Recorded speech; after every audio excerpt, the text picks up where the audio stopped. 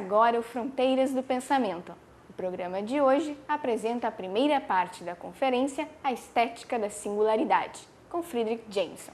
O professor e crítico literário norte-americano analisa a pós-modernidade sob a ótica da globalização e desconstrução de fronteiras. Para isso, ele se utiliza das mais diversas áreas da vida contemporânea, como economia, informação e política. Confira. Thank you very much. I must first thank the organizers of these conferences for their very kind invitation and tell you how pleased I am to be in your delightful and politically important city. I've been here before in one of the early World Social Forums. I hope you have more, and perhaps at that point I could come back again. I must also apologize for having to do this sitting on a kind of an accident to my leg, and I hope that it is not too awkward.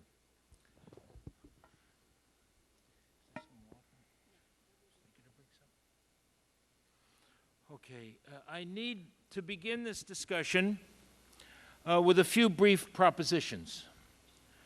I've argued elsewhere that the texture as well as the structure of our present of time is best called post-modernity. And in what follows, I want to expand that claim to include some items not generally thought of as postmodern. Thank you. Economics, for example, but also food, temporality, but also politics. But you'll see what I mean by all that soon enough. But initially, I need to specify a few basic features of the postmodern. And the first is the supersession in it of time by space.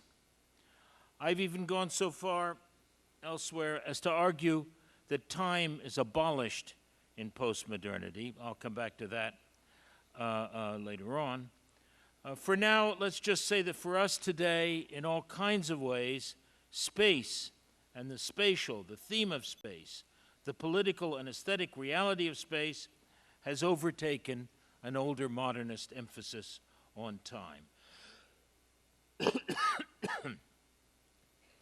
But the principal spatial phenomenon on which I wish to insist is that of globalization. Indeed, I want to say that for me, postmodernity and globalization are one and the same. Postmodernity is, as it were, the cultural, the superstructural face of what globalization constitutes as the infrastructure, the economic reality. The two terms are two codes which can be translated into one another depending on the context in which they're needed. Now, to argue these propositions, the ones I've just outlined, would require more time and another lecture in itself. So let's just take them now for granted. We can come back to them in the discussion and begin on our concrete topic, whose first stop will be art and aesthetics itself. We're going to see shortly, as my title, The Aesthetics of Singularity, hints, that the postmodern involves something of a debate over singularities, which is to say, about their opposites, about universals. So let's begin with universals. In art, universals are called genres, and it is clear enough that modernism took as one of its vocations to shatter the generic universals and to create works that were unique, one-time events not to be repeated, texts scarcely classifiable under the rubric of this or that genre, even though in many cases the fossilized traces of the older genres may here and there show through. In that sense, then, modernism was already nominalist in its fashion, anti-universalist, and wished to substitute unique and unclassifiable objects for the standardized repetition of the formulaic and the practice of this or that specific genre, specific fixed form. These last then sink to the level of mass culture and continue to be practiced, although themselves exhausted, continue to be practiced to the present day on television, in popular novels and films, and so on and so forth. How then is the postmodern and its nominalism any different from the modernist kind? Let's be fairly general about this. The modernist still aims to produce or create a work. It is the work that is then unique and a one-time formal achievement. We may then draw two corollaries. First, that the creation of this work is also the creation of a style. It is style which is essentially unique about the one-time work of modernism, and when the possibilities of new styles are exhausted, then modernism will have entered its terminal crisis.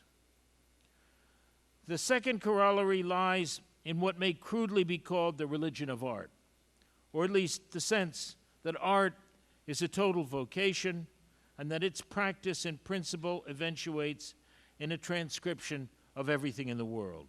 Now, despite its shared nominalism, postmodernism discards most of these modernist premises. It is no longer a religion of art, but in it the practice of art seems to regress to a kind of handicraft, albeit a post-industrial one. It no longer has anything to do with style, and for a very good reason. Style is the mark of the unique personality. How could it survive the famous death of the subject? How could it characterize the famous man without qualities, the decentered or depersonalized, the anonymous subject, the end of individualism?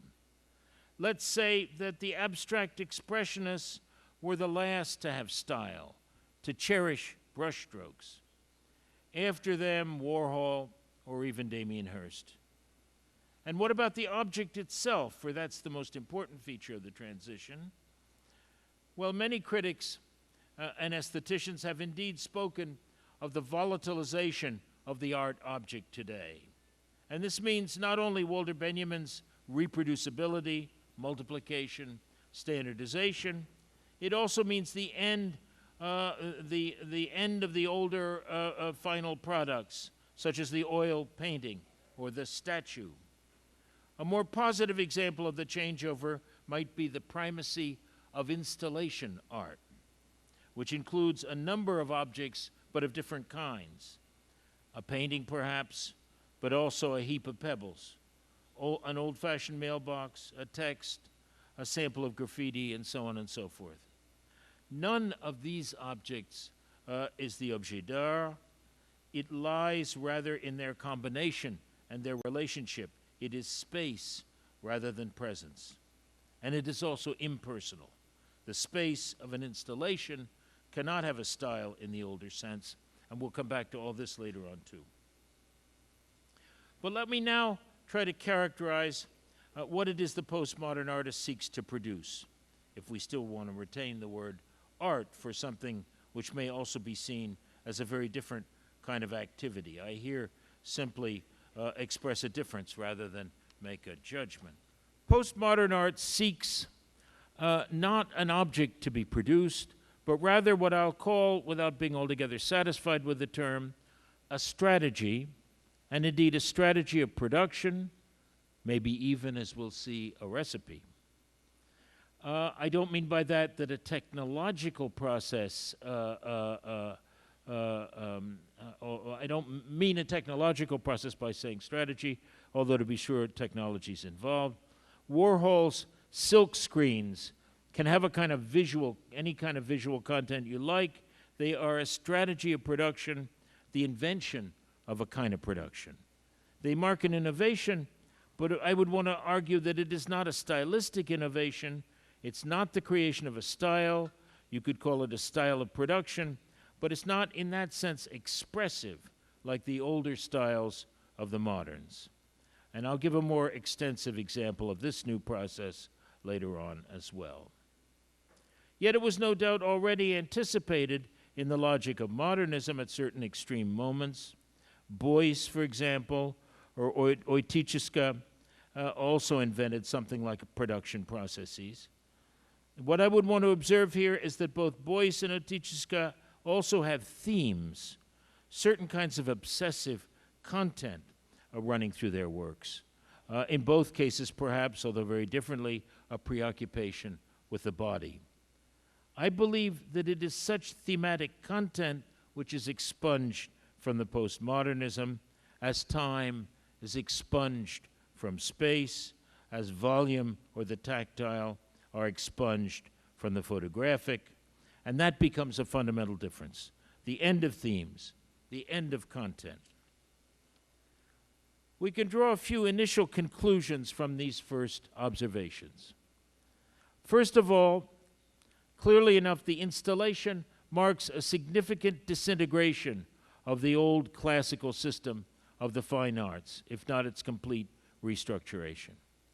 In a movement characteristic of the postmodern, the arts, which in modernity developed in a regime of differentiation, each tending towards a kind of autonomy or semi-autonomy in its own right, the arts now in the postmodern reverse that direction and conflate with each other, falling back on one another in new and unexpected symbioses. So it is that photography, once a poor cousin of painting, has become a major art in postmodernity, but has also known all kinds of hybridizations and graftings with the other arts. This is something of an equivalent of the supersession of fiction by nonfiction in literature, and it is, of course, an unsurprising development in the society of the spectacle, where we are already bombarded by thousands of images a day in real life. But it should also be remembered that photography is an abstraction of the visual and the tactile, the bodily. We'll come back to this crucial matter of postmodern abstraction later on as well. Meanwhile, the hybridization of the arts gives us yet another reason why the search for some unique density and perfection in any given art is no longer a viable ambition.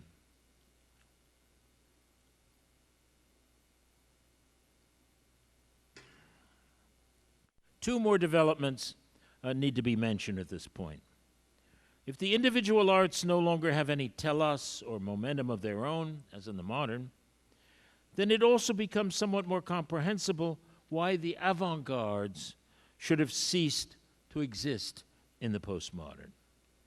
Clearly, this vanishing of the avant-gardes as such, perhaps Cobra and situationism were the last of the species, has other determinants as well, and in particular, the weakening of collective structures and the crisis of politics, I mean of party politics, inasmuch as the vanguard party had a fundamental relationship to the vanguard artistic movement and vice versa.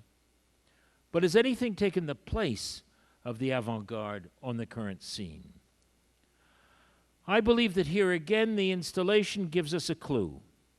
For does this assemblage of heterogeneous objects and items in a momentary constellation not have its macro equivalent in the very contemporary museum itself, with its heteroclite shows and its ingeniously themed and equally ephemeral exhibitions?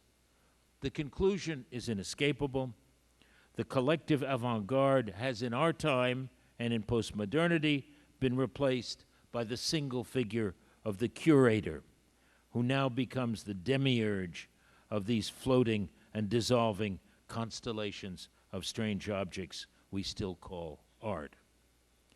It would be worth our while to pursue the social and even political significance of the emergence of this new figure, the postmodern curator, who may be expected to have his or her equivalent in other realms of the information society, such as medicine, the university, business administration, government, and the like. But that's speculation we can't pursue any further here. But if, still pursuing the idea of the installation to which we now momentarily return, we see this newly emergent form as a kind of descendant of the older happenings of the 1960s, then we can observe yet another feature of interest for us, one related to that ephemerality of the installation, or indeed of the exhibition, we've just touched on. It is indeed this, that the new form of art is not an object but an event. It's made not for posterity or even for the permanent collection, but rather for the now and for a temporality which may be rather different from the old modernist kind. This is indeed why it's become appropriate to speak of it not as a work or a style, not even as the expression of something deeper, but rather as a strategy or a recipe for producing an event, a recipe for events. Jumping ahead to politics for a second, can we not see the great mass demonstrations? What are they called in texting? Flash crowds. The equivalent of just such events, rather different from the old-fashioned revolutionary conspiracies. I mentioned technology a while back. Did I add that in our postmodern age, we not only use technology, we consume it, and we consume its exchange value along with the rest of its more symbolic essence. Just as in an older period, the automobile was consumed as much for its libidinal value and its symbolic overtones as for its practical use value, so today, but in a far more complex way, the computer and the internet and their ramifications, already well integrated into utopian political fantasies, have replaced an older artistic and cultural consumption, which they have both modified and supplanted. We now consume the very form of communication along with its content. But this distinction between form and content now brings me to the essentials of what I wanted to observe about art today, in what's not only a postmodern, but also a theoretical age. The great science fiction writer, Polish science fiction writer Stanisław Lem, once wrote a series of book reviews of imaginary books, books from the future which neither he nor anyone else would ever write. It was a prophetic gesture and demonstrated that you could consume the idea of a book with as much satisfaction as the real book itself. How then to characterize the spirit of the newer postmodern work? I want to recall an encounter I found suggestive, asking a younger artist whether anyone still copied the old masters as Picasso still did, or Jackson Pollock. And I received the following response: no, we get our ideas from theory, from reading Baudrillard, Deleuze, or whatever. Well, getting our ideas. I want to use this expression to drive home my point here, namely, that when we look at works of this kind, we're engaged in a theoretical process. What we consume is no longer a purely visual or material entity, but rather the idea of such an entity. What the artists now create is not the work in whatever older or newer sense. Today, we consume not that work, but the idea of the work, as in Lem's imaginary book reviews. And the work itself, if we can still call it that, is a mixture of theory and singularity.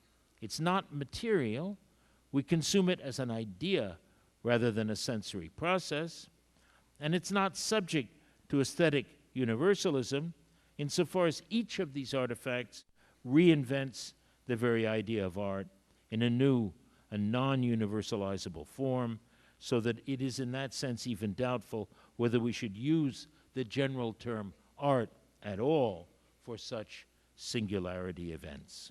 But I can't resist inserting here a different kind of example of the postmodern aesthetic event. It will be brief, as its portions are in any case small. I refer to postmodern cuisine, as it is exemplified in Ferran Adria's now famous restaurant, El Bulli, in what is sometimes called, but he doesn't like the term, molecular cooking.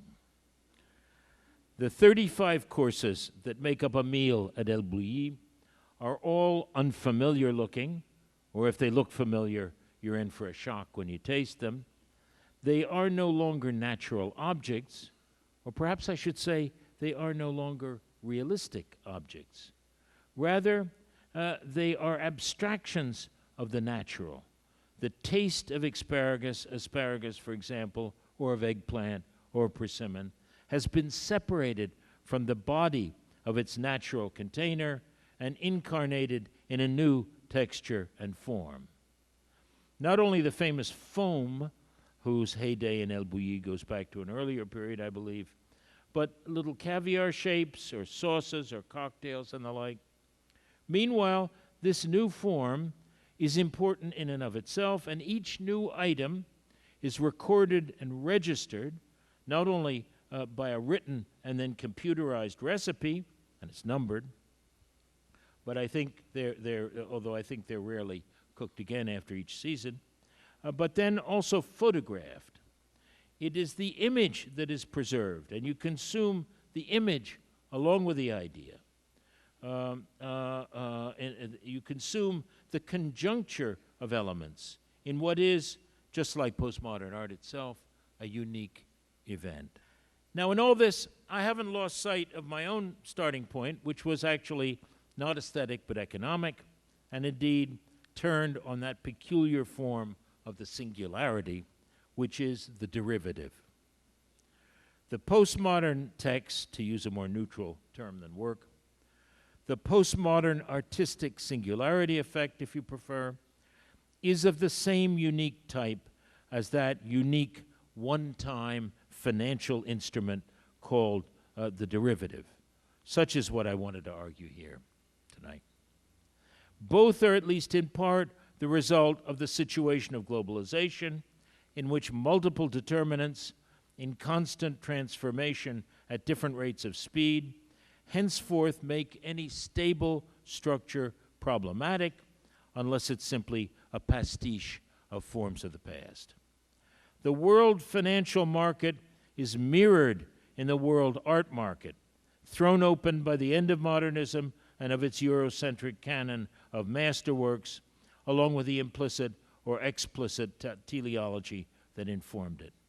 Now, to be sure, anything and everything is possible, but only on condition it embrace ephemerality and consent to exist, but for a brief time, as an event rather than a durable object. In fact, no description of the postmodern can omit the centrality of the postmodern economy, which can succinctly be characterized as the dominance of finance capital over old-fashioned production. I follow Giovanni Arrighi in seeing the emergence of a stage of finance capital as a cyclical development. Arrighi's three cyclical stages can be described as the implantation of capitalism, its production and development, and finally, saturation and financial speculation, after which capitalism moved on historically to fresh territory. So any satisfactory account of postmodernity would require us to read a proper description of finance capitalism onto the record, something we clearly have no time for here. Suffice it to say that the displacement of old-fashioned production and profit by speculation on a kind of futures market in stocks, and stocks which have very little concrete content at that, which have but the most tenuous links with the actual production whose value they used to represent.